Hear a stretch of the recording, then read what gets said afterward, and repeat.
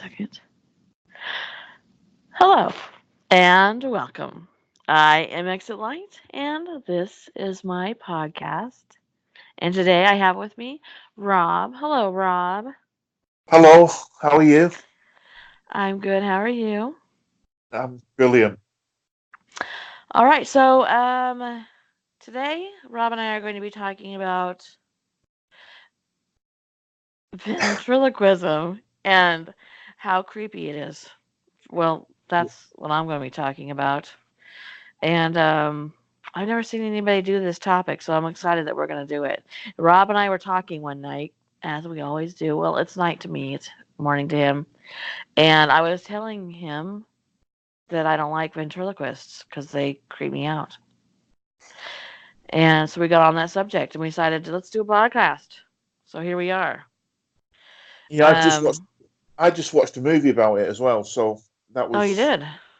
yeah. I'm going to talk about that in a bit, but Okay. yeah, it's something that Um, do you like completely was fun. ventriloquists? No, I think it's really strange. I don't like it. I don't like, and we've talked about this too, you and I. I don't like magicians because I try to. I can't watch a magician and enjoy the magic. I have to watch his hands, his wrists, his face, his legs, and try and figure out how the trick is done. So I can't enjoy it. It causes me anxiety, in fact. But you like magicians, right? Or no? I like. I used to, but the problem I've got now is the aspect that they're in league with demons and things like that, because and that's where they get the power from, and that's where they get the magic from. There is no such thing as what I've sort of the way I've come to look at it is there's no such thing as magic. I mean, okay, there's sleight of hand card tricks. I'm not talking about that. I'm Uh, talking about the kind of magic where people are putting needles through their hands and through their skin and that kind of magic where they're cutting people in half, and that is to me maybe there's something else going on. So, and in the Bible, it doesn't give magic a very good rap in the Bible. It's not really something that you should watch. really? Well, we've got a magician called Dynamo. I don't know if you've heard of him over there. Mm-mm. He's this little kid. Um, well, not a little kid. He's just a small guy. I think he's got comes from sort of an Indian background, and he has done some of his magic tricks. Have been he got an empty bucket and he showed everybody it was empty, and then he started pouring it out, and it had loads and loads of little fish in it to feed. He was in Africa, so he fed all these people from this empty bucket. And one of his other tricks was he walked on water. What? He walked. You've heard of the River Thames, haven't you? Yes. He walked across the River Thames. Now, to me, that is someone taking the piss. Personally, Right. Trying to be Jesus. yeah, and it didn't go down very well. It Um, didn't, I would imagine. and I can't imagine how it would have gone down in America. Yeah, no, probably not that great. Well, we're going to be talking about the history. I'm going to be talking about the history of ventriloquism and how even modern day Christians think that it is demonic. And you can look up current churches and current church literature that talks about ventriloquism being based in on demons and stuff. Which this is so weird because I just don't like them. I just don't like it. I just think it's creepy. Um, and there's actually a name for being creeped out by a ventriloquist dummy, which I'll come upon later. So when I started looking into, you know, the history of ventriloquism and seeing that like a lot of people are beyond creeped out, they think it's actually demonic, and its origins. What was that? Its origins are a little bit weird. I'll have to admit that the way it started was weird. The way it got its name is weird. Um, but before I start, I want to do a couple of things. First, if you are not subscribed and you would like to be, go ahead and click that subscribe button. I would greatly appreciate it. And if you would go ahead and give this video a thumbs up.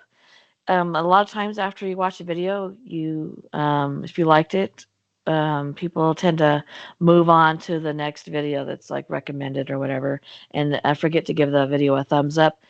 Being given a thumbs up helps my videos to be recommended to other people. If you would like to share any of my videos, my content, that would be awesome. And if you would like to be notified of future content, as soon as it's put up, you can go ahead and ring that bell. And it's all free. It's worth every penny. And you can always go back and unclick if you decide that you do not like the content. And the things I do on my channel are we do the podcasts. We have a lot of good podcasts coming up.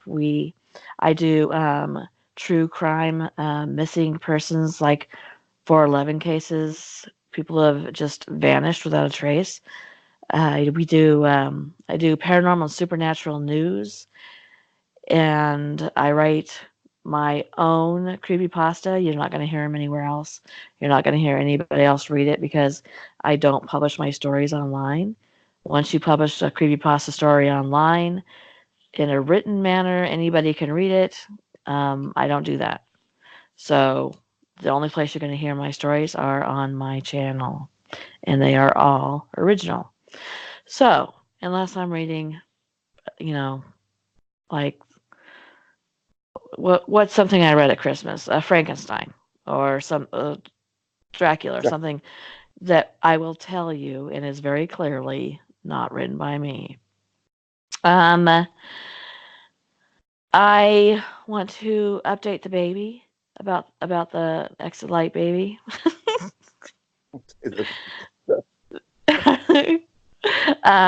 Jory's baby Desmond. He is my son. Jory is, and he is also part of my channel and one of my guest hosts. And he had a baby delivered at 27 weeks who is trucking along. He's about 31 weeks right now, and he's had a couple ups and downs. He had recently had heart surgery, but he is doing well, and Jory misses being here.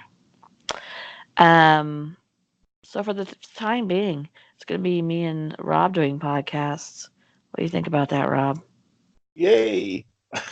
Yay! Right. And I would like to do a little bit of a brag, if you guys don't mind.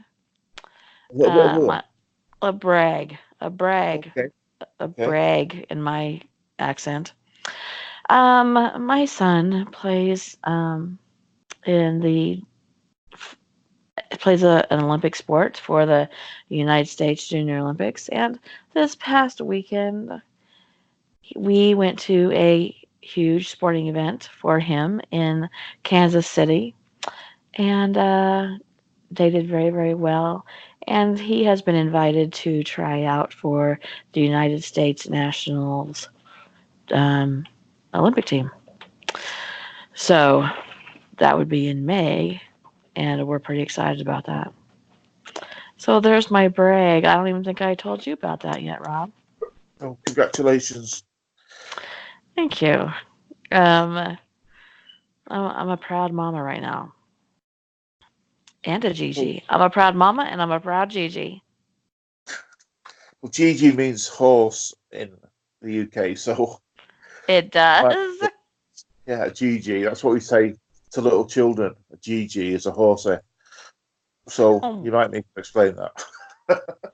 oh, well, a Gigi is a like a grandma here, but I am I'm not a grandma. I'm that doesn't describe me in any fashion. I'm a Gigi. I'm a glamma. Tracy, I'm nothing a describes you. what? Nothing describes you. Nothing describes me. Well, feisty. That's what you said. That's what you think. Feisty describes me. My dog, by the way, is in the background. She's crying because my son walked out of the door. So sorry about that.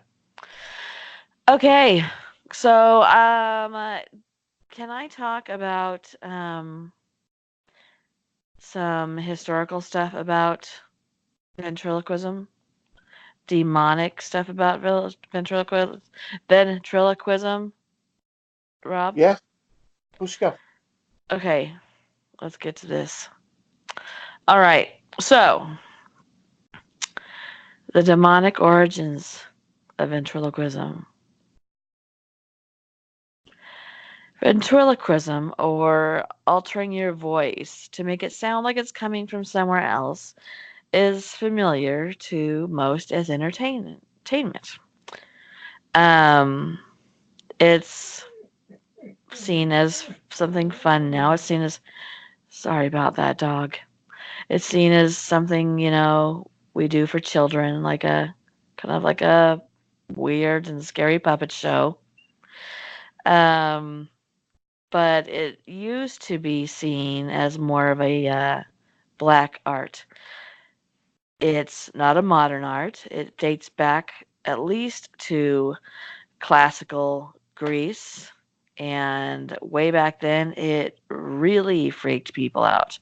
Back then, ventriloquists were called engastromyths,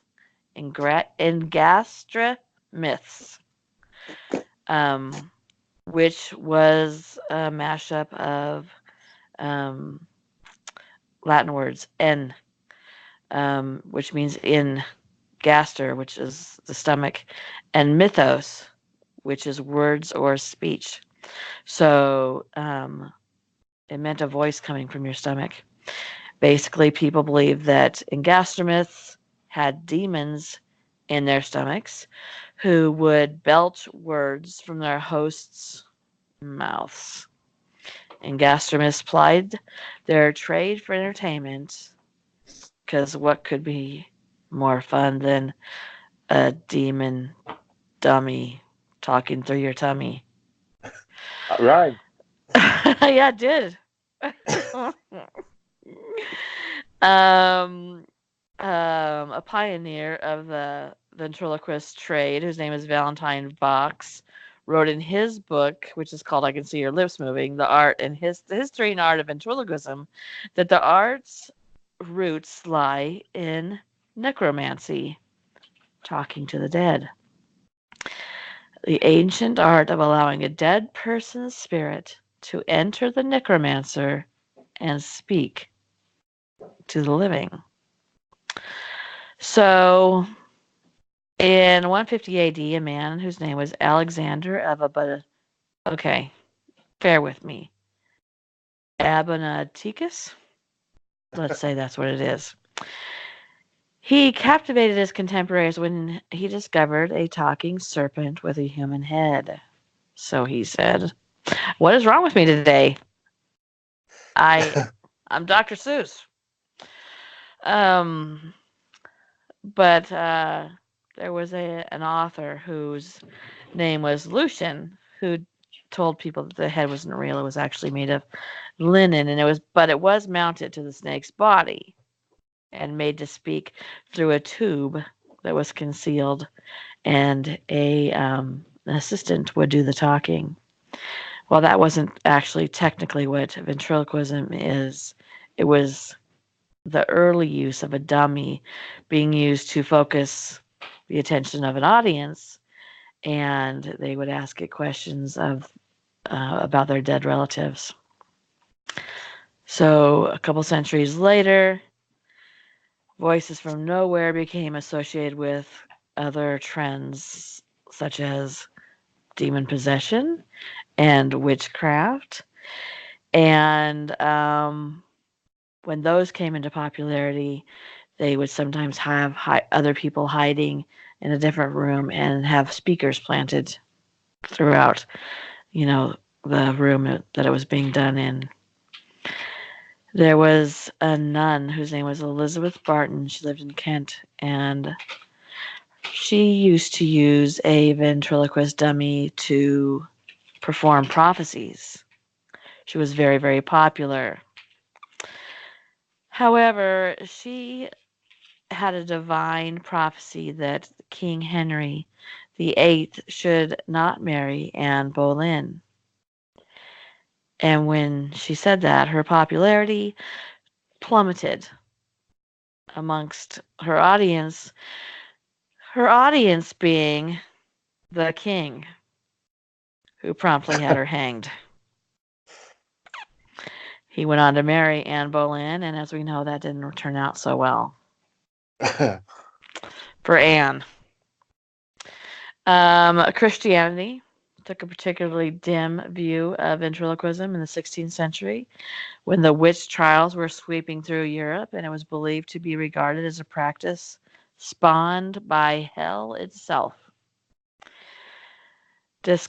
Disgruntled God-fearers believed that the mysterious voices emanating from any number of holes in the ventriloquist's body, including the vagina and the nostrils. Sometimes even other animals found their way into the body. An account of the possession of a boy in the 1500s in England declared the baying sounds of a hound could be heard in his stomach. He was promptly removed from the planet, voted off. Voted off the planet. Yes.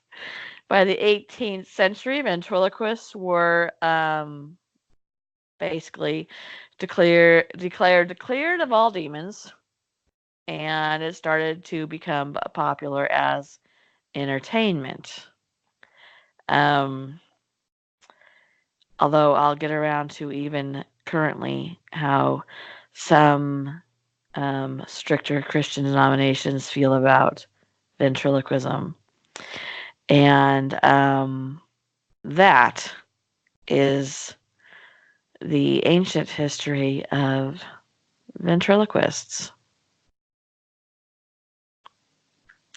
And I personally think it's creepy as hell. So I Well, think somebody pointed out in an article I read that it's because their eyes don't blink that some people find it creepy. And I didn't realize that their eyes didn't blink.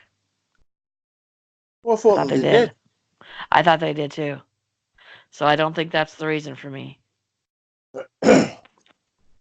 Well, I'm just looking at this now, and did you come across anything medical?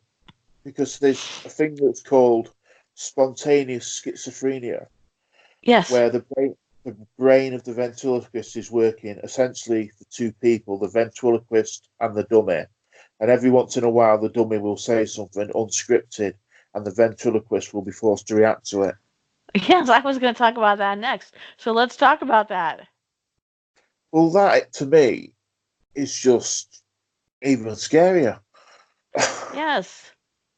Because, Okay. I mean, hang on, we talked about this the other day, and you can do this, can't you? Oh God, you're going to embarrass me. Yes. No, I'm not gonna tell everything, but I'm gonna say you Mhm. can when you're writing your stories and you're narrating your stories, Uh huh. you can play a part. You in essence, you're playing a part. Right. Now, I couldn't do that. It would be one or the other for me. I couldn't do the two, have the two sort of things going on in my head. But Oh. that just might be me.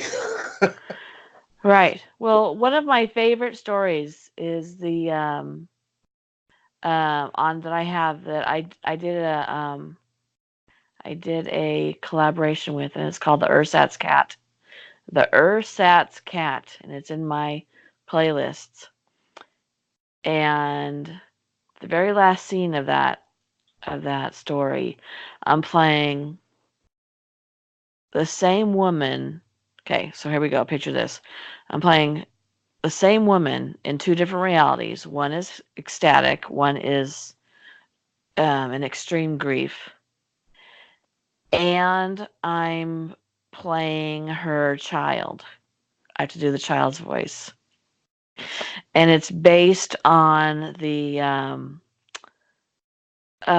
cat. What's the name of that? The where the cat in a box is dead or alive. Oh, is it something? Oh, Schroeder's. Schroding, Schrodinger's. Schrodinger's cat. Yeah, Yeah. So it's yeah. based on that. Um, so I do this hysterical woman who's in this a huge amount of grief, and this ecstatic woman who's in this euphoria of happiness, and her child, all in the same time frame. And I did it without stopping the recording. And I would switch back and forth, and uh, it was one of the weirdest experiences I've ever had in my life. Because I really had to. I'm not one of those people who goes, I'm an actor. Okay, I'm not like that. But in this particular circumstance, to get in the mindset of somebody, they're both crying. So I got in the mindset of two women crying, one who's extraordinarily happy, one who's furious and in this terrible grief, and then switch boom into a child who's like, "Mommy." Okay, and it was a very weird multiple personality thing that I felt exhausted afterwards. But yeah, so when they're talking about I thought you were going to talk about me and my voices for animals. So Well, thanks for not no. doing that. When we were talking the other day, Hmm. I I found that quite uncomfortable. The voices for animals.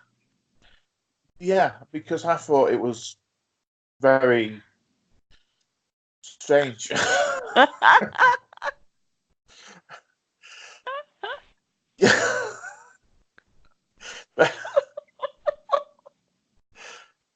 Yeah. Because it was just very unnatural.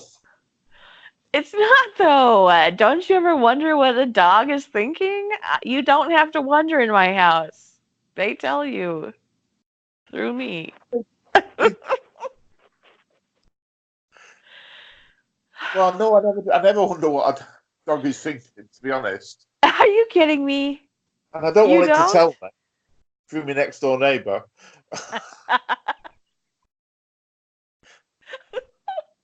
Especially the one upstairs.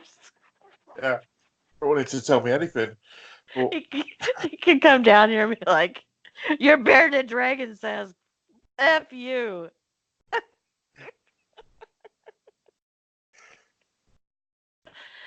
It's just a thing I used to do to entertain the kids, and it's just lasted for a while. I don't know. Moving on. yeah, moving on quickly. So the schizophrenia thing. Um, I was reading that in a documentary concerning the film Magic, ventriloquist Dennis Allwood states that there is some truth in the psychological aspects of the art as portrayed by Hollywood. He explains that every professional ventriloquist has suffered from what psychologists call, like you said, spontaneous schizophrenia. The brain of a ventriloquist is working for essentially two people, the ventriloquist and the dummy.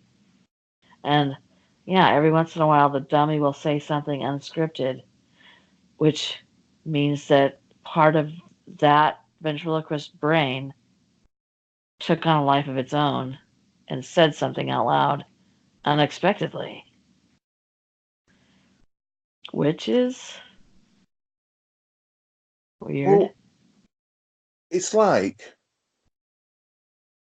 if you're an actor and you're a Mm-hmm. really good actor and you can play a part, Right. you can go on stage. You hear stuff about. So I can't think of any names at the moment, but certain well-known actors who can. It's like switching a switch, and they can Oh, go. um, um, uh, Joaquin Phoenix.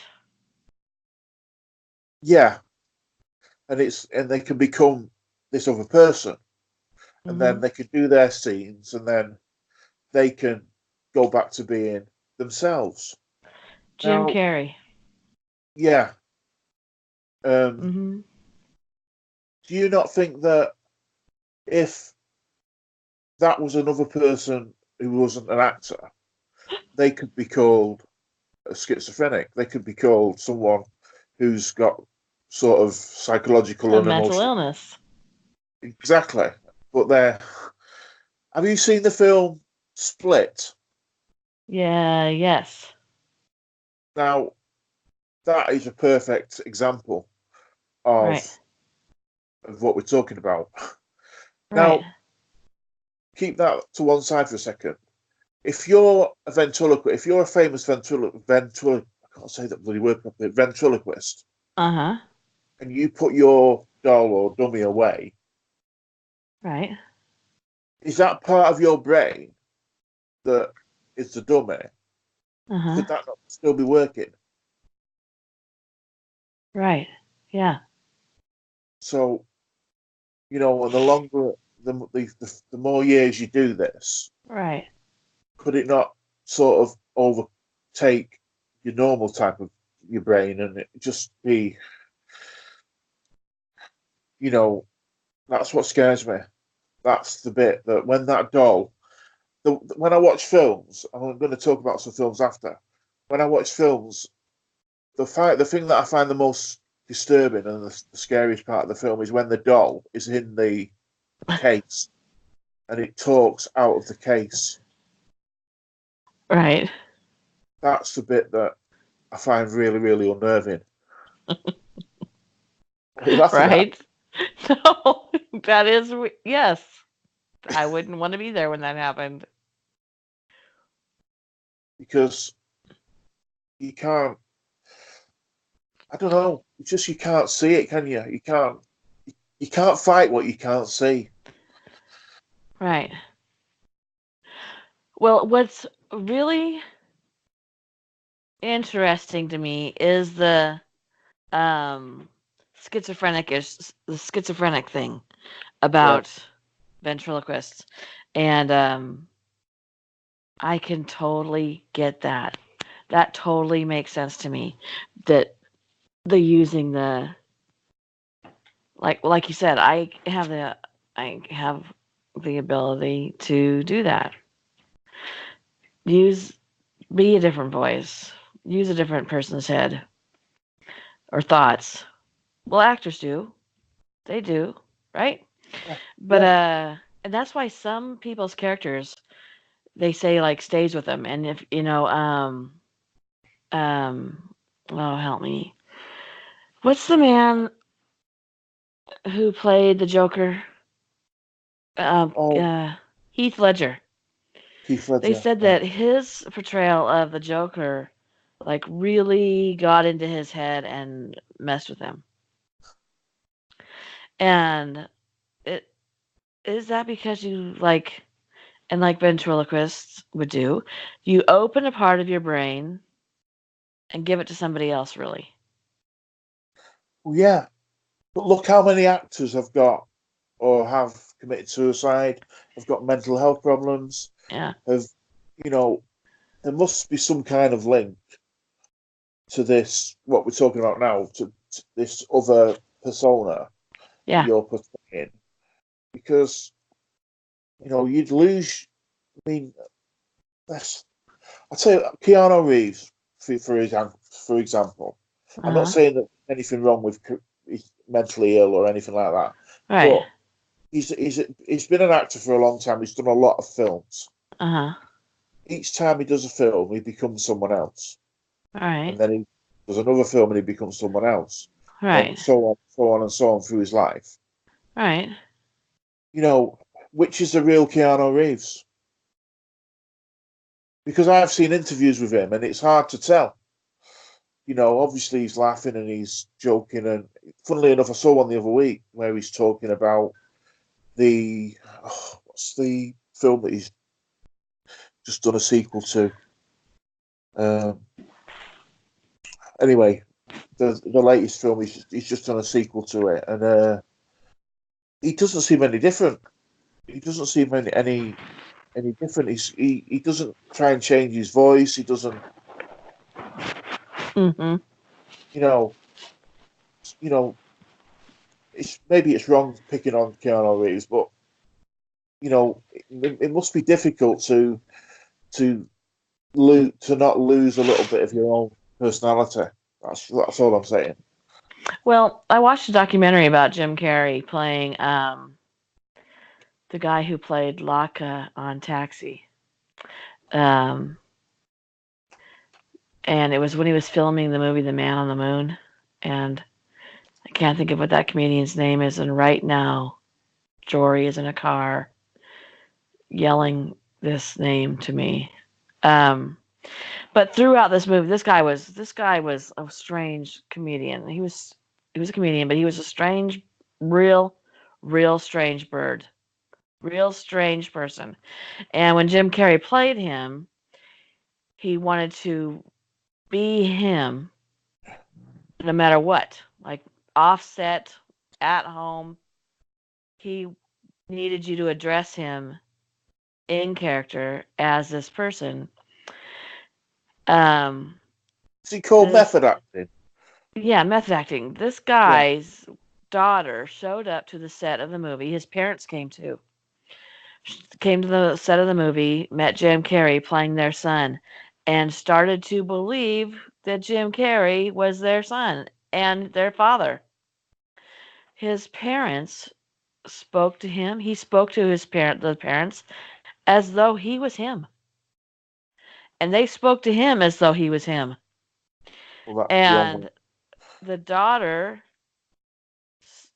at first was like, "Okay, this is weird," but ended up speaking to him like he was her father, and he treated her like he was her father. That is, I didn't. That made me uncomfortable. Yeah. I mean, that's some serious good acting. I mean, that's not even acting. That's channeling, isn't it? Yeah, that's a really good. That's a good word. Channel. That is. Yeah. Yeah. It was very the documentary was very interesting to see human nature at work and how his parents reacted. Feeling like I don't know, it was really interesting. Um okay. Uh so do you have do you have something that you want to talk about before I talk about the next thing for me? Uh, no, I want to. I'll come back to what I want to talk about. It's just that what you just said there is perfect to describe everything. That Channeling? channeling, yeah, because Yeah. it sums up the ventriloquist channeling another, a spirit. Are they channeling Yeah. demon? Are they channeling? You know, I mean, for you to be able to do what you did the other day, I'm not saying you were channeling. You to be able to do what you were doing the other day, Yes. it freaked me out, Trace. Honestly, seriously, That it's makes me freaked. feel weird. No, but it was really freaky. So to explain to them, what was I showing you? Well, to do it for one animal, Yeah. I can understand. Yeah. Right? Can But I be it honest? but yes. Okay, to do it for one animal, yeah, that's fine. But you're Mhm. doing it for fucking hundreds of animals. No. I have two animals, but I did have, yes, I Okay, have three. done it for a fish A and fish. a micro hamster Yeah. and two dogs. But they all had different voices. They all have different voices, yes. Yes. And that's so my kids can know which one is talking. So this is so weird. Oh my God. I stopped telling weird personal stories during podcasts for a long time. And now here I am. Uh yeah, I have this thing. I don't know if it's a talent now. Where I can do these voices for my animals and switch back and forth, back and forth, back and forth, back and forth, back and forth very easily between the voices. And my kids, my, you know, my kids talk back to the voices. And sometimes I can use these voices and the animals to say things I wouldn't normally say, like, whatever. Like I can't even think of something I wouldn't normally say, but but but it'll be something shocking coming out of like an animal. So, and they'll say stop or language to the dog, and the dog is sitting there going, "Why are you pointing at me?" Um, because I do the voices. Does this not sound weird to you? When you listen to this podcast Yes, back, are you not I'm going to not think? going to. You know Um, what I mean? It's really no, I know lots of people who talk for their dogs. okay. Maybe it's an American thing. Maybe I don't know. Now I'm questioning my life choices. Or, Yeah, maybe it's weird. Maybe that's why I don't do that in public. I don't know. no, It but could be weird. But you know what's well, funny is my kids will go, "Hey, dog, um, how'd you like that toy we got you today?" And they'll ex- and they'll go like, "Hey, how'd you like that toy I got you today?" And if I'm busy doing something, they'll go, "Mom," and I'll be like, "What?" And they'll say, "Hey, I'm talking to Julie," and then I have to do the voice. Uh, uh, and I'll be like, "I loved it, thank you." so it's your kid's fault. Well, no, it's mine for raising them to be weirdos. I don't want to talk about this anymore. Okay, I'm sorry. Oh But no. if someone else was doing something similar, Yeah. yeah, and you just said it yourself then, if someone else was not you, someone else was doing making voices up, and they did it Uh out, and they did it out in public, huh. you see what I mean? It would. Anyway, go carry on. What you getting all my Christmases have come through today. Yes, Rob. Can I just tell everyone I'm going to regret this for a long, long, long time. Yes, the payment. The payment is going to be swift and painful. It's going to be. I'm never going to live this down. By the way, everyone. I hope everyone appreciates that. Can I also say that my husband refuses to answer the dogs. Just so fucking rude.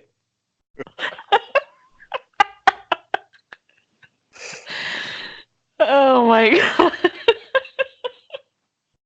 Oh. See, okay. To me, it feels like being a ventriloquist. See, I don't have a sock puppet on my hand. I have a dog, and I'm being a ventriloquist. See? Well, I mean, I can't really talk anyway because I've just bought my daughter um, a, a sort of ventriloquist dummy because she wants to Well, be a ventriloquist. see, maybe that's how we got started on the subject. Maybe, yeah. I think Well, you yes. know what? I can't wait till she starts practicing around you. Oh, oh God. It's gonna be awesome. Is it Well, she Grace does who wants it. one? It's Grace who wants it, right? Yeah, she does it already. She's pretty good, actually. Is she? Yeah. I'm gonna have her hold it up to you, and then I'm gonna speak through I can't imagine what it's going to say. Well, I can actually. it. Oh my god. We went. So go on. What's your next bit? I'm really feeling a little embarrassed. Okay, let me go find it. Okay. So, there's a Baptist church in Michigan, in Greenville, Michigan, to be exact, and it's called the Liberty Baptist Church. In case you know, don't believe me, and they have um tracks. I don't know what you would call them. They're like flyers, religious tracks, that you hand out. Oh, yeah. Um, okay, Flyers, yeah. yeah. So the religious tracks, little booklets that tell, answer questions like the Jehovah's Witnesses Yeah. hand out tracks. Okay, well, Yeah. you can order tracks or you can get tracks from them. And this is what they say about ventriloquism. They say this. Well, they tell again what the word ventriloquism means: the production of a voice in such a way that the sound seems to come from a source other than the vocal cords of the speaker. This practice has been used by some people in children's ministries and even in regular church services with adults. When talking to dummies or mannequins and supposedly carrying on a conversation back and forth with them. Normally, it consists of saying a lot of humorous things to make people laugh and then trying to get more serious and give the gospel or some Bible truths. However, the practice could cause people to let down their guard. Now, this is today, like on their webpage right now, Right. stuff, okay? Um, or in their tracks. It says the practice could cause people to let down their guard in the matter of demonism or familiar spirits. And the Bible talks about having a familiar spirit. And, if you know anything about witches, in in history they've been talked about having a familiar. So even in Ah, Harry Potter, like Harry Potter has an owl. So you have a familiar, a cat, usually kind of like a black cat yeah. thing. So anyway, it says in Isaiah 29:4, and thou shalt be brought down, and thou shalt out of the ground, and thy speech shall be low out of the dust, and thy voice shall be as of that hath a familiar spirit out of the ground, and thy speech shall whisper out of the dust. People's voices coming out of places other than their mouths is likened unto the sounds made by demons when they speak. That is not a humorous thing, but a deadly serious matter. And the next thing they have is on their tract is this. It's continuing to talk about ventriloquism being demons, and then it's talking about King Saul, and it says, and the Lord allowed him to be killed in the battle the next day. 1 Samuel 28:7 says, then said Saul unto his servants, seek me a woman that hath a familiar spirit, that I may go to her and inquire of her. And his servant said to him, behold, there is a woman that hath a familiar spirit at Endor. First Chronicles 10:13 says, so Saul died for his transgression, which he committed against the Lord, even against of the word of the Lord, which he kept not, and also for asking counsel of one that had a familiar spirit to inquire of it. And they consider that to be the ventriloquist dummy. That if I'm, oh shit, if I'm talking to my dog, just for the record, I'm not asking my dogs questions about, you know, salvation or to predict the future. But they're saying they're using a dummy as a familiar spirit.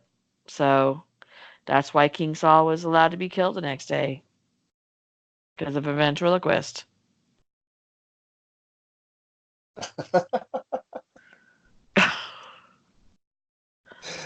That's that is very, very, very, very scary. It's funny uh, the word yeah. familiar Mm-hmm. because that we take that for granted today, don't we? That word, it's Mm-hmm. familiar to you, familiar. But Yes, if you right? but if you look at the it back through history, especially when you're talking about demons and we're talking about ventriloquists maybe being demon, having demon help and Yeah. stuff like that. Yeah. Um, it's it's get my head around what I'm trying to say.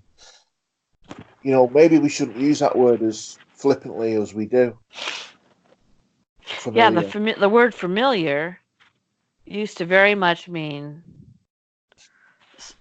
something that had to do with demon. Hold on a second. Yeah, I don't know if you can hear my speaker. I'm moving it. Very much had to do with demons or witches or you know Yeah, and anything witchcraft in general. Anything connected with that, you had a familiar. You were familiar. That was your familiar. Not like we use the term today. Like, are you familiar with that term? Like that. We yeah. use it like that. Or, oh, I'm familiar with her. We use it in a completely different manner. But words change throughout history. Words change. Remember when the word bad used to mean bad? Like, not good. But now it It means good. changed. Yeah, to mean good. So it seems like that Yeah, qualifies as one of those words. because I think of the word familiar and I think of something like deja vu. Oh, it feels familiar? Yeah, Yeah. I I have that a lot. We've talked about that in the past, but Mm-hmm. um, so maybe could going back to the word you used, channeling, Mm-hmm. could a ventriloquist be channeling maybe a past life, or is that going too deep down the rabbit hole? Well, I think I think that there's all different kinds and types of ventriloquists. You know, there used to be that really famous one where the woman had the sheep. Um, I even have one here. I have that sheep here. It's one of my dog's toys. It's like a puppet. Her name was Sherry. The woman's name was Sherry. Anyway, it was way back, way back. It was like in the 50s or 60s or something.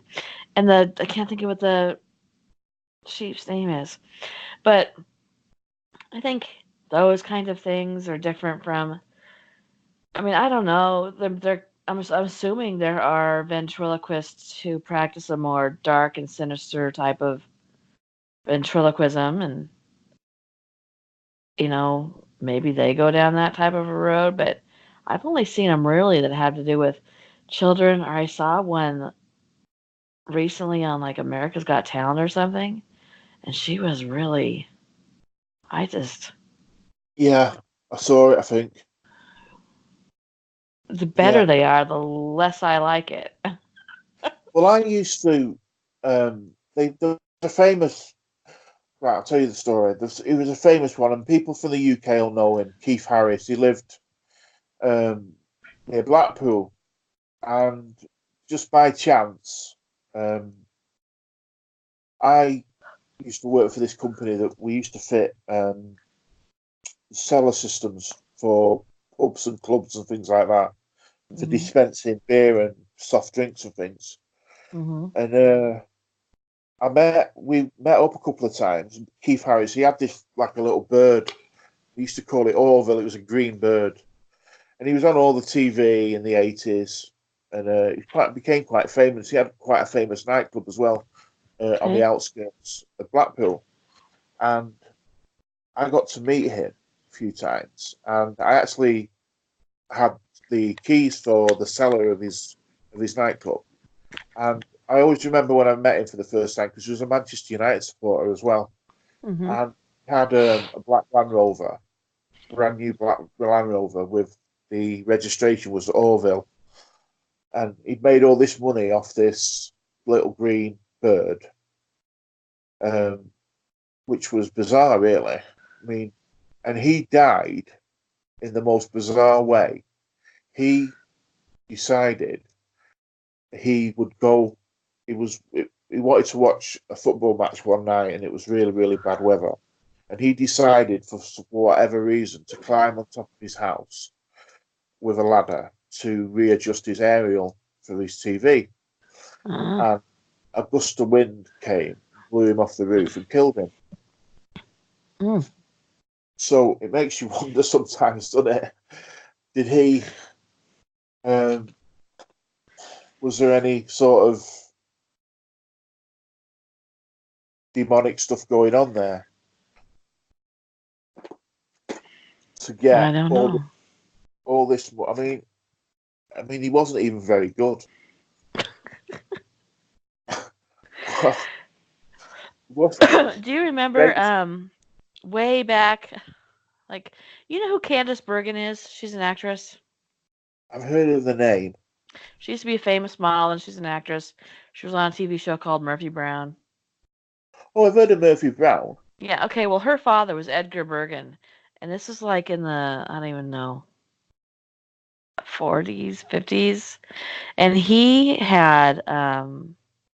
he was famous for being a ventriloquist. And she said that she thought that her father loved the dummy more than her. Like the dummy was the son he always wanted. Isn't that freaking weird? Yeah, By the way, it's lamb chop. Sherry Lewis, and she held lamb chop. Chop. Yeah, Um, I don't know. I suppose there are people who are more into like a dark arts kind of thing that could do a different kind of ventriloquism. I don't see um, I don't see the Bible connection. Um, but I do have another view of the. I do have something else to say about the ventriloquist connection to the Bible. If I can do why that don't real you think? quick. Why don't you think there's a connection there? With what the Bible says about ventriloquists. Yeah, Well, I mean, um, well, well, I don't know what kind of ventriloquists they had back in the day. If they were using familiars and having a voice come out of somewhere like their stomachs, yeah, then maybe that was more of a demon thing, and that would be a completely different thing than lamb chop. yeah, I mean, you know what I mean? yeah, Um, so in connection with something like that, then okay, I'll give that to you, but I wouldn't compare it to you know like Kermit the Frog or something. If there was somebody sitting next to Kermit, you know what I mean? yeah. Um, but like lamb chop doesn't make me feel weird. A dummy sitting next to somebody, and even that girl on the America's Got Talent with her dummy was singing or something. It was like I I don't I just don't like it. It's freaky to me. Yeah, And like I said, the better they are, the worse it is for me. Because yeah, if I can't see your lips moving, then it really freaks me out. If I can yeah, see your lips moving, then I'm like, okay, well, you're doing it, clearly. I don't know. My brain goes, that's weird. I don't like it. I don't know. And if I was to walk by a ventriloquist dummy, like sitting on a chair, I would, blah, blah, blah, blah. I wouldn't like it because it would feel like there's it just feels like the energy of the person who talks for it. We talk about energy and hauntings and stuff, transferring of energy, and is it on the property? Is it in the house? Is it on the ground? There is an energy. We're all made of energy, and if your hand is stuck in this ventriloquist dummy every day, all day, doesn't your part of you, your energy, sit with that doll? yeah, And I don't know. I think maybe that's what makes my brain go, ugh, you know. And like we talked about, the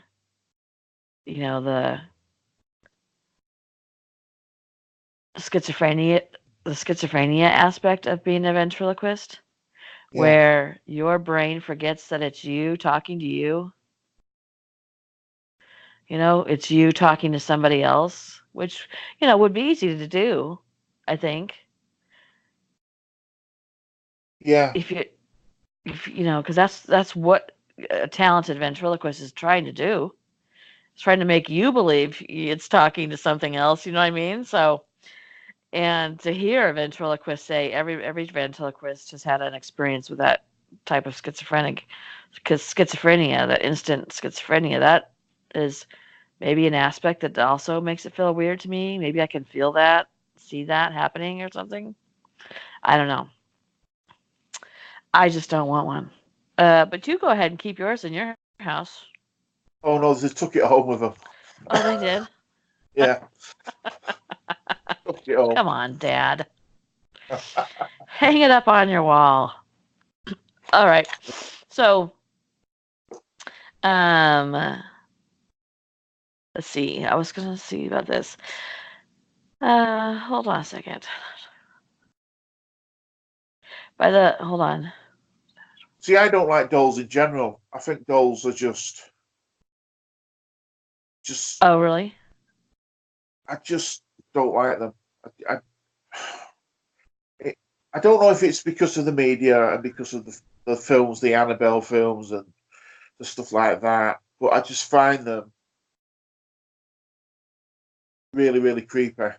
And do you ever see that episode of Ghost Adventures when they went to that island, the island of the dolls? No. Oh, you need to see that, Tracy. You need to see it. Mm, It's you'll never look at a doll again. really? Right?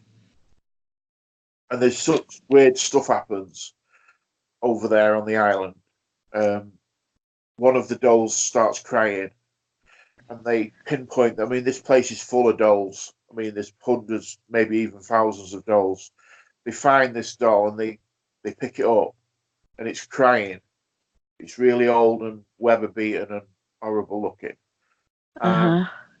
they turn it round and open it the back up, and it's got no batteries in it. What? It's crying. No. See, they used to intentionally paint dolls' eyes, porcelain dolls, to make it look like they would move with you. Yeah, And um, so old porcelain dolls, I I don't enjoy. Dolls in general don't bother me, but to go to like a thrift store or something, an antique store where yeah, there's an old doll, I don't like that. It gives me a yeah. bad feeling. Yeah, that's just. I mean, these cheap dolls you can pick up today, the little plastic things, they don't really bother me, to be honest. But Right. the porcelain dolls, like the Annabelle type doll, Yeah, yeah. that I don't like. That again, what you say in the eyes are just they follow you around the room, and I don't like Yeah. that. I don't like that at all. Um, so I was just gonna read this is one last part I was gonna talk about. By the late 18th century, ventriloquist performers were an established form of entertainment in England, although most performers then would throw their voice to make it appear that it emanated from far away, rather than the modern method of using a puppet. I don't understand the concept of throwing your voice. How is that possible? How do you get your voice to sound like it's coming from over there and not here? But anyway, a well-known ventriloquist of the period, Joseph Askins, who performed at the Sadler's Well Theatre in London in the 1790s, advertised his act, and this is creepy, as curious ad libitum, dialogues between himself and his invisible familiar little Tommy. Oh goodness me! Yeah. Fear of ventriloquist dummies appear to be a good deal more common than supposed. There's even a name for it. The fear of a ventriloquist dummy is called, all right, bear with me, automatonophobia. So, automatonophobia. It also includes fears of wax dummies or animatronic creatures. Now, animatronic creatures, they don't bother me. However, I'm not a huge fan of a wax dummy either. No, no, I don't enjoy that. That kind of freaks me out. yeah. Especially after watching all the horror films about wax dummies and stuff like that. No, it definitely doesn't. Especially when they're really lifelike. Yeah, like the Madame Yeah, man. Yeah. Tussauds. Your voice is sounding different than it was before. It's sounding like Yep. you're on a 1930s radio show. Really? I Yeah, was throwing my voice. were you? Yes, madame. um, I feel good knowing that that other people are creeped out by those ventriloquists. I don't like that. His invisible familiar, little Tommy. That's creepy. See, that to me feels more like a walking down a demonic trail thing. Like, no. But I mean, it depends on what angle he's coming from, doesn't it, as well? Because is he saying he that little Tommy is a little boy that's passed away, and Yeah, I don't know. he's talking for him, or is he talking when he's mentioning the word familiar? Is he some kind of demon? Is he some kind of Yeah, I creature? don't know. You've got to, we were saying our words are different now than they Yeah. used to be, but you still have to be aware that, you know, Yeah. No, I wouldn't like that. 1790s. It's so strange to me. In the 1790s, that kind of stuff went on because they were so, proper but they really were into paranormal and witchcraft and it, they would have people come to parties and read their cards and of course I was raised and um you being a Catholic, maybe I don't know if it's the same or not, but like I was raised that you don't go to a psychic and which is really well, and the Bible mentions staying away from witches and psychics and whatnot. yeah, So there are people who have psychic ability, and I oddly enough feel as though I'm somebody who has um, some sort of a I don't know what I don't. I get tripped up calling it like a psychic ability or I don't know because of my religious upbringing. But it is something, and it doesn't feel like it's an evil thing. But Gift. according to the Bible, it is. So you're like, my whole life I didn't tell people about it Would you because class it as a everybody, gift? huh? Would you class what you've got as a gift? Um, I,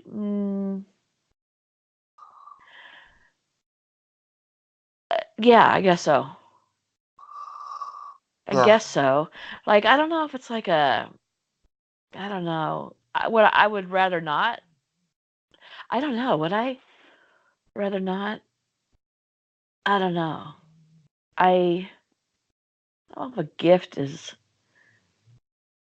just an ability, several different types of abilities, like to feel when something's happening, um, to, like I told you, I have one that is a complete party trick that isn't good for anything. If I put my hand on your head, 99.5% of the time I can tell you what color you're thinking, what number you have in your head. Like out of 100, I can tell you what number you're thinking. I can tell you if you changed the number and what it was and what it is now, and the color too. And what good is that? I don't feel like that's anything more than a party trick. And it's really weird because I would never show anybody that kind of stuff, other than my back. We're gonna bring up Uncle Mike, other than my brother or my kids, that kind of thing, because of the religious aspect of people feeling like that is ooh wrong. But I mean, really, how wrong is it? Who cares?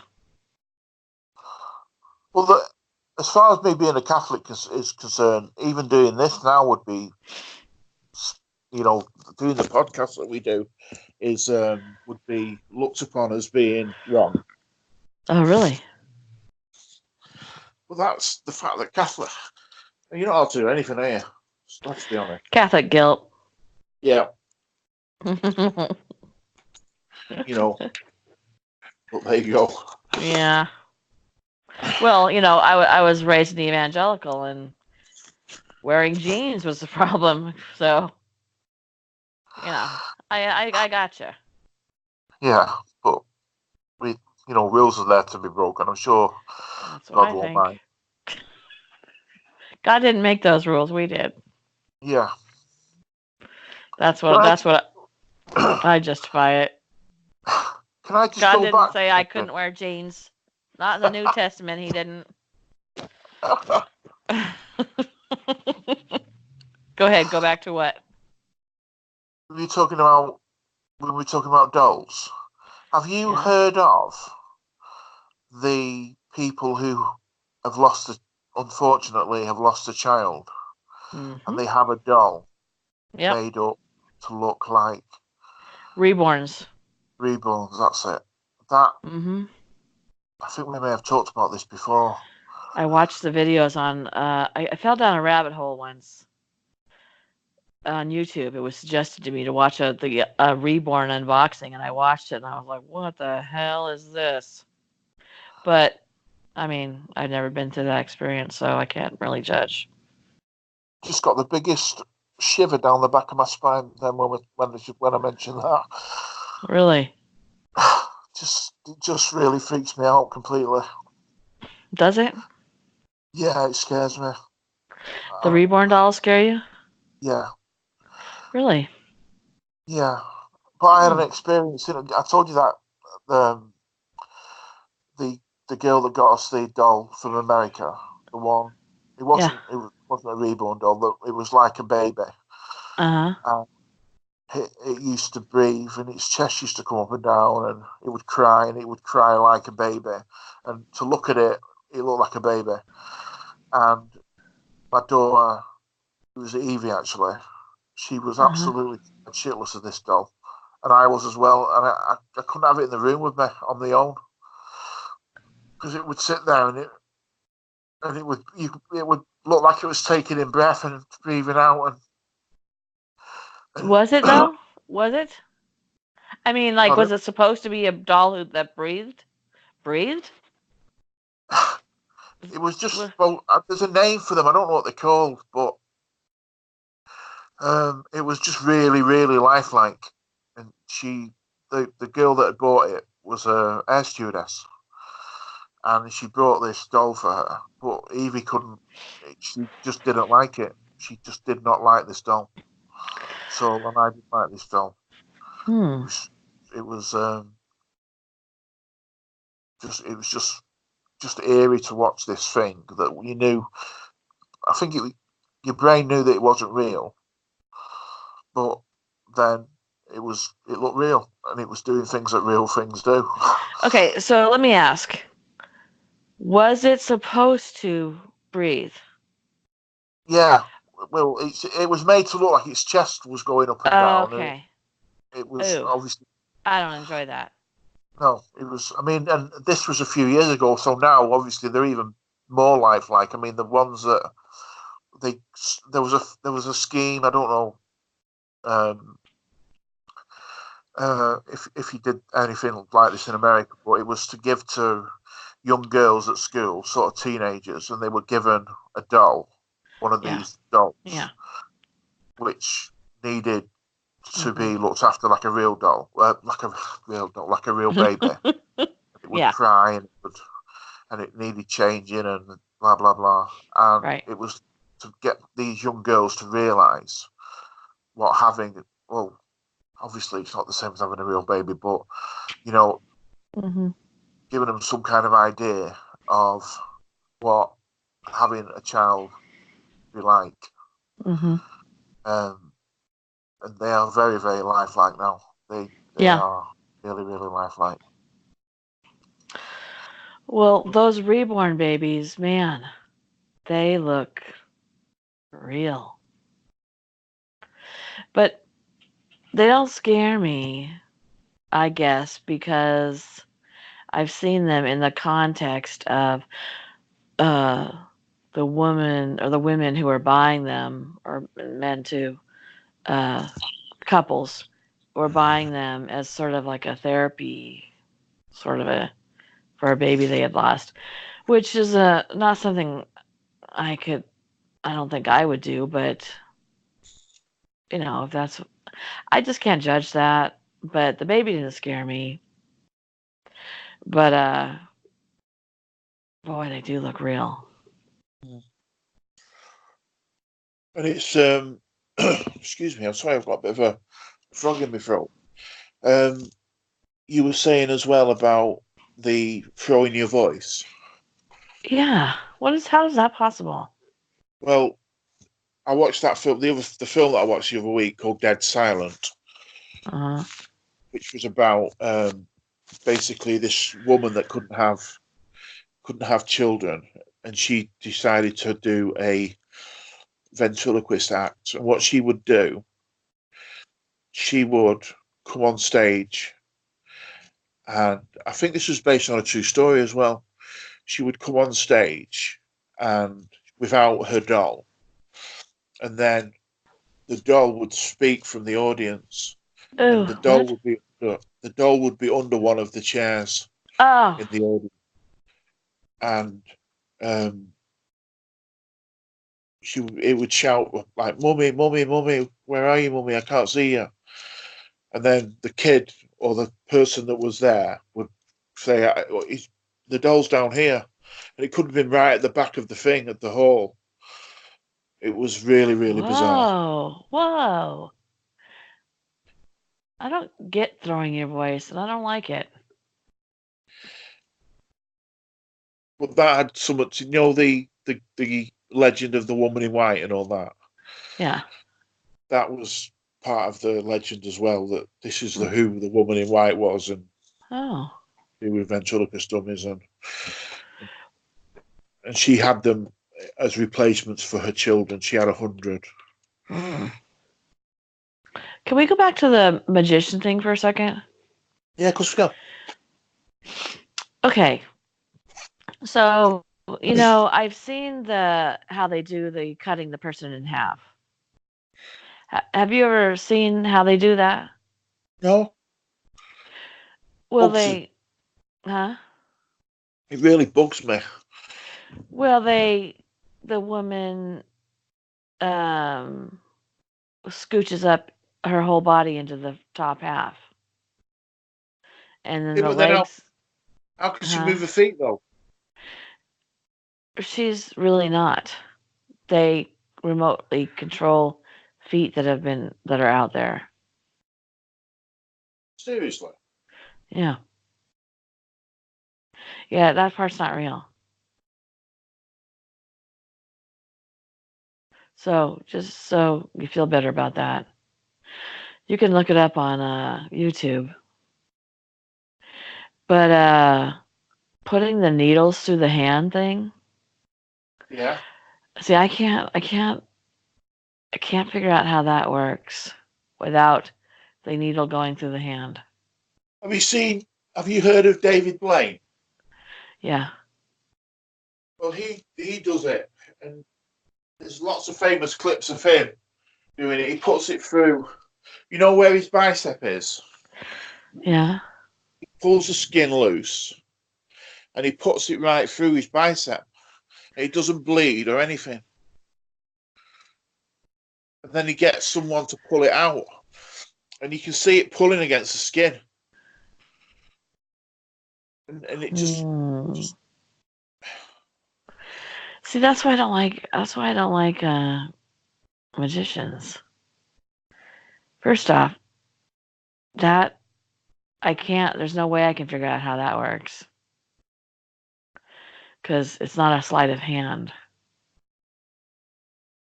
And some people think that that is some sort of like a real um, demonic kind of a activity.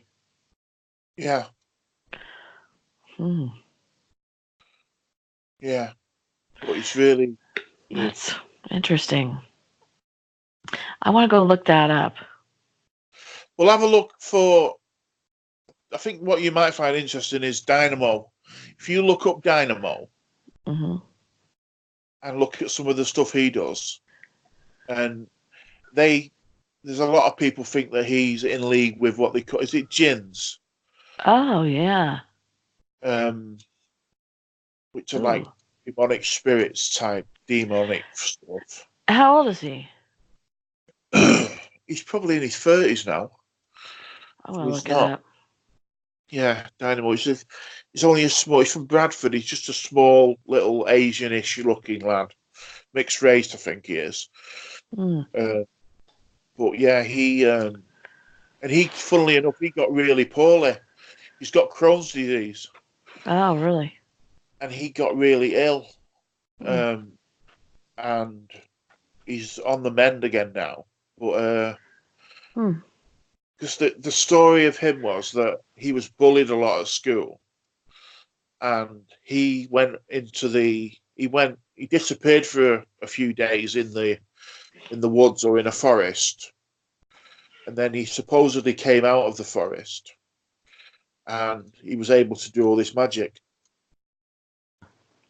I'm gonna look this up. and he wasn't bullied anymore. Well, yeah.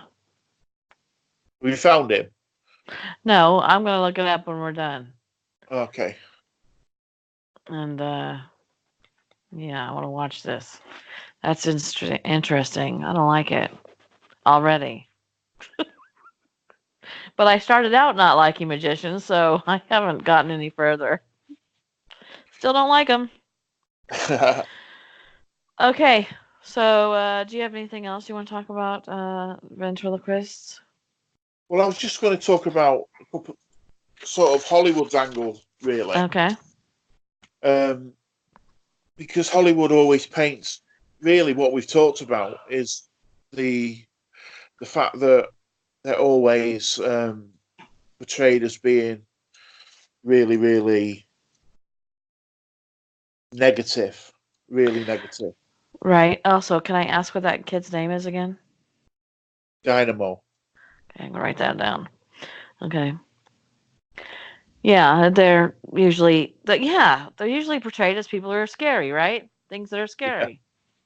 Well, I'm just looking at Yeah. this, and it's funny what you said earlier on. Harmless, maybe, but what it really boils down to is the unblinking eyes of the dummy gives people the uncontrollable case of the willies. The movies Yeah, have, and we talked about the fact that we didn't realize they weren't blinking. yeah, yeah. The I always movies thought they blinked. have exploited this for a century. There are Hmm. dozens of films starring these little soulless dolls with big personalities, with the ability to make the audiences very uneasy. But I suggest a film. Well, maybe you wouldn't like the Dead Silence. That might be too bit You know, too I don't scary. like scary movies. I never get that about you. I know. It's so weird. I know. I don't know. I don't know. By the way, speaking of scary movies, a friend of mine just notified me on Facebook today that the old insane asylum that was used here um, is up for sale. Somebody bought it and lived in it for a couple of years. I heard it was a doctor.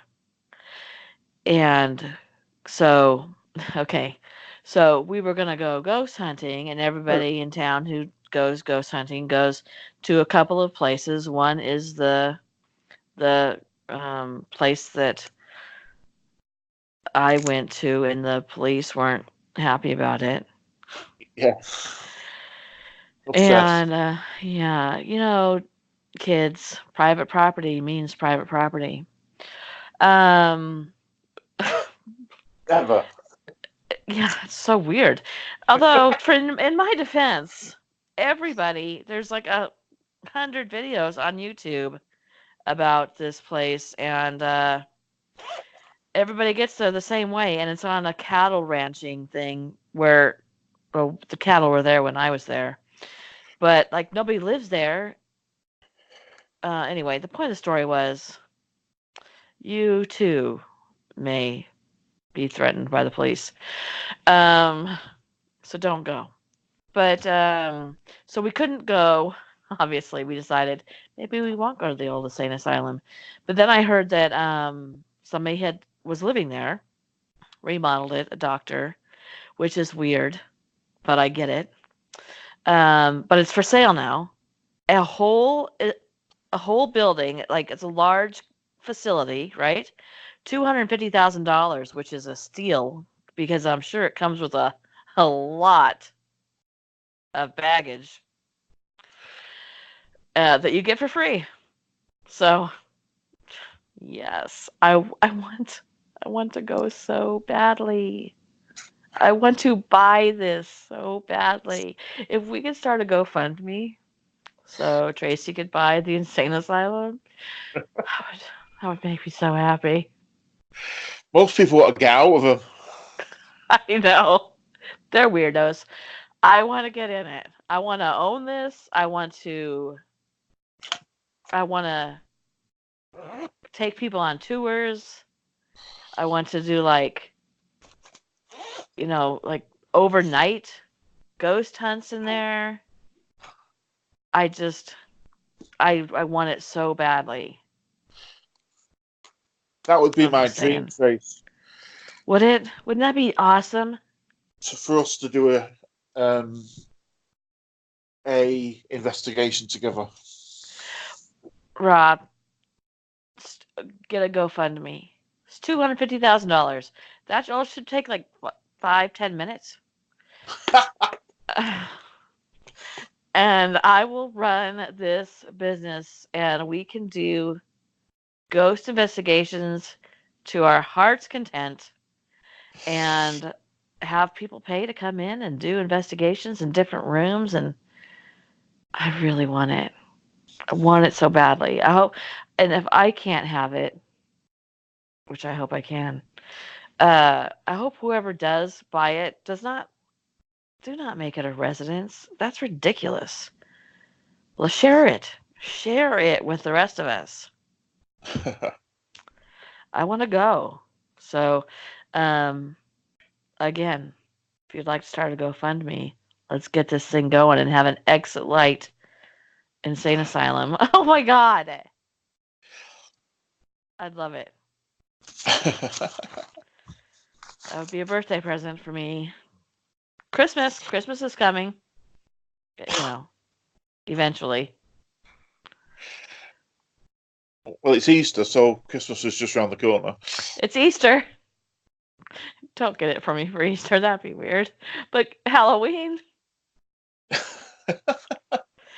Get it? We'll have it set up by Halloween. I'll fly Rob over here somehow on my back because that's an expensive ticket. And we'll do that. That'd be fun. Oh dear me. Anyway, back to movies and ventriloquism. Yeah, there's been a few. There was let me get my magic pad out. Sounds wrong. Please do not. Have you seen?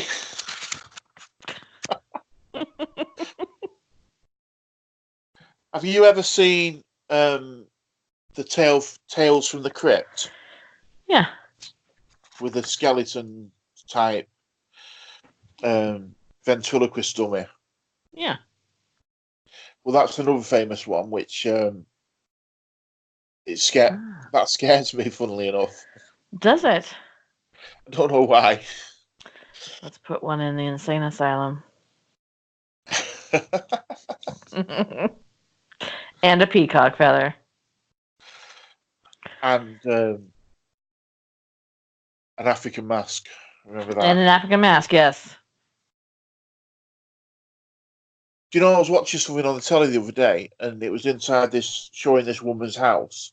She was from Africa, Kenya, and she had what looked like a tree in a house, like a wooden carved tree, and carved into the trunk of the tree were African masks.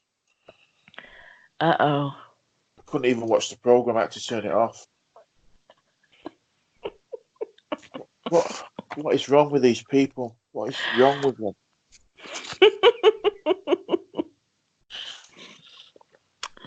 Maybe They're if you're probably from Africa, thinking the same thing. Like that's his dream. He wants to do a ghost investigation. What is wrong with these people?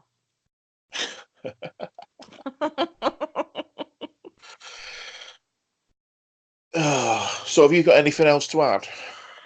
No, I do not. Do you have a picture of Grace's doll, ventriloquist doll, dummy, And I'll whatever it is? I'll get her to send one, and then I'll send it on to you. Yeah, I'll put it on the video. I'll put it on this podcast. It's like a big orangutan. Oh, see, that wouldn't scare me, would it?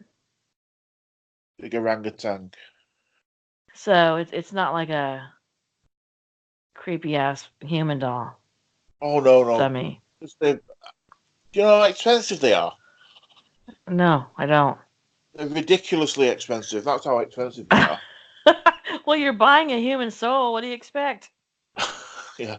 I never They thought don't about come that. cheap.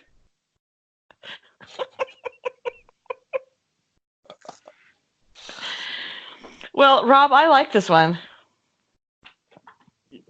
I like the subject. It's weird.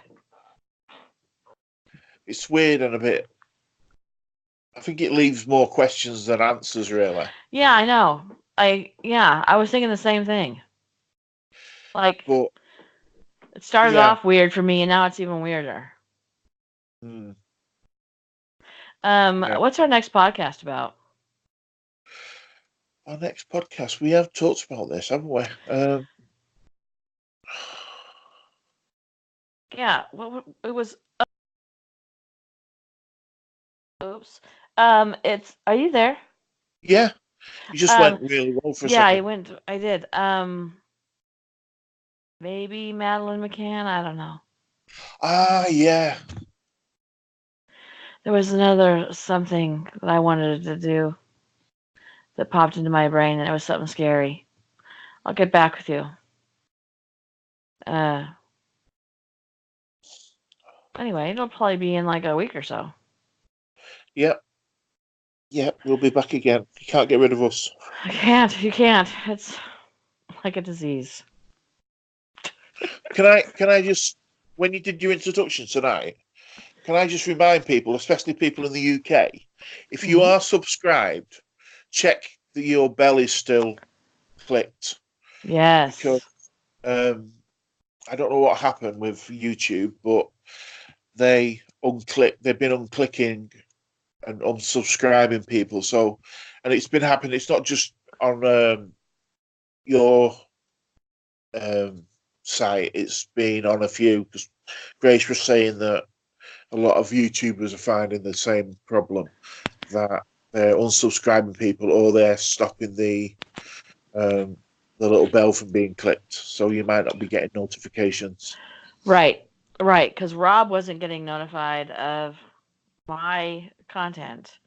So, yes, even if you are subscribed and you have clicked the bell, please go back and make sure that bell is clicked. Also, I'm going to be giving away the Amazon money uh, imminently, so keep your eyes out for that. You'll want to have your notifications on because the only way you'll know is if I write to you and tell you. And um, so you'll want to be able to be notified. So go ahead and make sure that bell is clicked. So Yeah, and periodically do that anyway because there has been issues with that. yeah, And please go ahead and like this video, and like we said, and share our videos. There are hundreds of videos for you to go through, and I'm sure you will find content that you will enjoy. And there's a lot. So please go ahead. Feel free to come on in, sit down, and look through everything and see what you like. And leave comments. And you can leave ideas. People leave ideas for stories, and I really appreciate that. I like that. yeah, And just because you don't see your idea used right away doesn't mean it will not be used. Sometimes, well, I have a list where I keep story ideas, and I put them in there, and they sort of jump out at me when it's time for them to.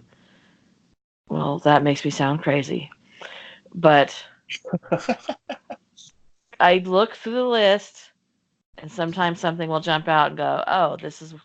I feel like this is like something I can do the best at right now. So don't be discouraged. And it'll sit there. And I've had ideas of my own sit there for a year. And can I tell you something? This is part of that. I was on my last video. I was talking about missing people, and I was talking about something I had watched about the statistics for serial killers, and how the FBI is really off on their statistics. That any given time in the United States, there's between 800 and 2,000 active serial killers. And one of the largest society of serial killers is truckers, which is really funny because not funny, haha, but when I would travel to go see my husband who travels for work, I would never, never, never stop at a truck stop. And I would joke to him and say, I've seen that movie. Like, being kidnapped from a trucker and then you end up God knows where.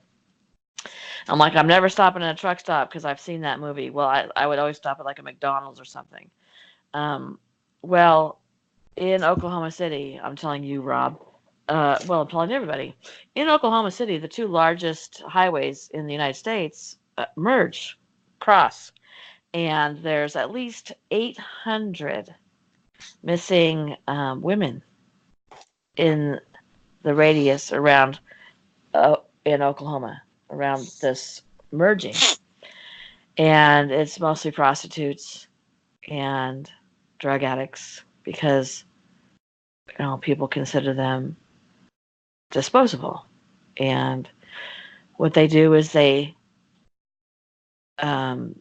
there was a truck driver interviewed who was a serial killer, and he said it's common knowledge amongst truck drivers that serial killers are amongst them. It's a perfect job. It's for people who, you know, don't want to have people interfere with their lives. They're alone, and that they meet up at this place in Oklahoma City, and they can exchange women that they've kidnapped.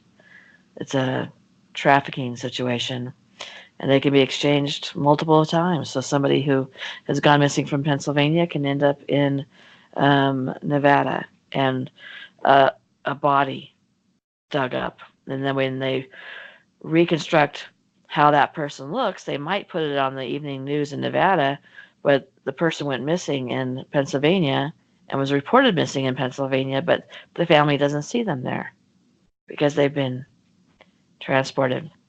My point being, a year ago, I was in a in a truck stop, but I was with Maya and Jeremy, and we were standing in line, and there was a man in front of me. He was a trucker, and he was, I don't even know, 60s, and he was holding in his hand a children's book,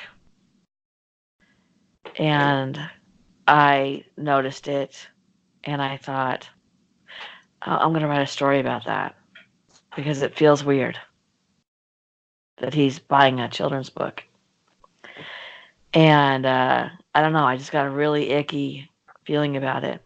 So we left, and it's been on my list of stories to write. So, hey guys, there's a story coming up. But we stopped at that exact same gas truck stop coming home from Kansas City this past weekend. And I was walking out of the gas station, and I saw the display of children's books. And there's like a few, like 6 or 7 on it. And it reminded me, oh, there's that story. I want to write that story. And then it also reminded me in my gut that there are so many missing people missing from that area.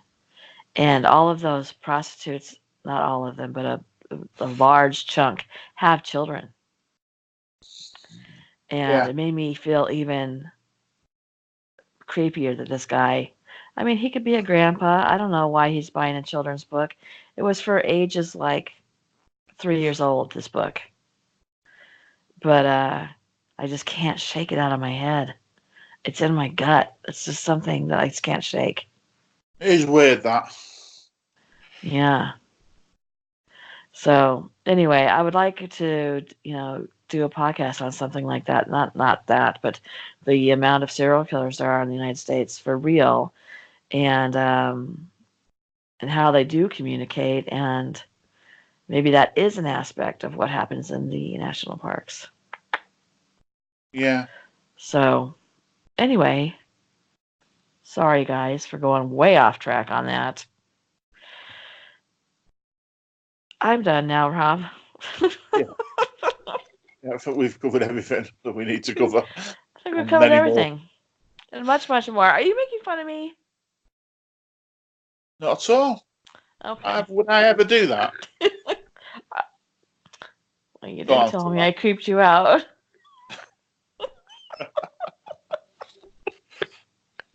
In the best possible way. Yeah, exactly. All right. Well, thank you, Rob, for doing this with me. My pleasure. I enjoyed it. Yeah, it's been a good one. Yeah. And I will talk to you later. Yeah, no problem. Good night, everybody. Good night. Good morning, wherever you are. Yeah, wherever you are. Bye. Bye.